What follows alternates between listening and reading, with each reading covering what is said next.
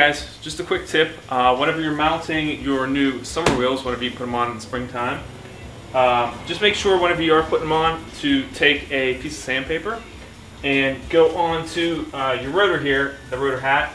You'll see it's all corroded and nice and rusty. You want to get all that off. So just get in here. You don't have to go real hard on it, but just get in there and get all this nasty crud out of here and make it for a nice smooth surface for the wheel to mate up on, so you don't have any vibrations or anything like that. And I've already done this one a little bit, but you can see, just take your sandpaper, go in there and get in between all the lugs. And then also, if you take your new wheels you're going to be putting on, which I got mine right here, and you do the same thing right where it's going to connect, right in here. Go in here and sand this all off, and you'll see that since these have been sitting all winter, it's going to be all nice and corroded. There's going to be some like rust on there, a little bit of buildup of corrosion. So just make sure it's nice and even. And there you go. It's nice and smooth to the touch, and this is pretty smooth to the touch too. So yeah, just a little pro tip. Alright, one more little tip that you can do is whenever you have your wheels and tires off, a lot of people don't like to be constantly taking the wheels and tires off just to do stupid ass shit. So you might just want to take your flashlight, go in here, check to see if you have any leaking CV joints, which actually, if you look real up in here, look who's got a leaky CV joint. That'll be a bitch and a half to change, but inspection's not till July, so we're going to leave it there. It's not clicking or anything yet, so no biggie.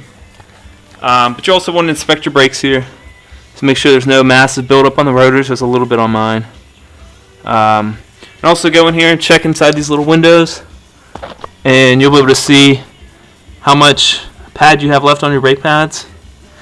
And obviously, just go in and check and see your ABS line if that's hanging off, or if there's any leaks coming from your brake line, even though you'd probably be able to feel that already. But just check that out. Maybe check your struts out too. Check to see if there's any leaking coming from them, which mine aren't. You can tell they're a little bit rusted at this point, but they're about 2 years old now, so that's kind of expected, especially with our harsh winters and shit. And just generally go down here and just check everything out. You only have the wheel off, once every couple months, maybe once or twice a year, so depending on if you're, doing any upgrades or not. So, yeah, that's about it. Alright, just another real quick tip. Everybody should know to do this, but maybe you're new to cars and you have no idea what you're doing. But whenever you do torque down your lug nuts, especially for their last round of torquing down, like to get them down to spec, number one, you should always be using a torque wrench. This is a cheap Harbor Freight one. Picked it up for 25 bucks. Well worth it. And if you are using this, and if you have an impact gun, I also have an impact gun, get impact sockets so they don't break on you. And even then, this is replacement one. I've already broken it, so just make sure to do that. Use the torque wrench all the time. Look up the specs on your car. Usually it's around 80 to 100 foot-pounds for lug nuts. Something like a Mustang is going to have 100 foot-pounds. I know the Subarus, I think, are up in like 78, 80 range. You don't have to be exact with it, but you're going to want to get it to that spec because that's how all the lugs work and a bunch of math and shit. So just make sure you torque them down the spec and so your wheels aren't falling off down the highway.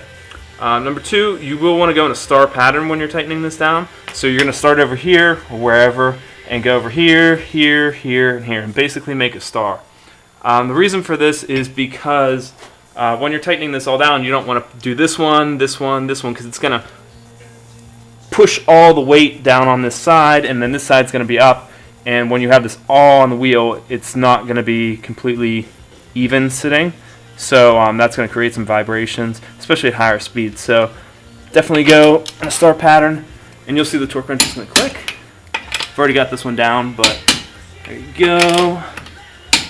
Just checking them right now. And there you go. All done.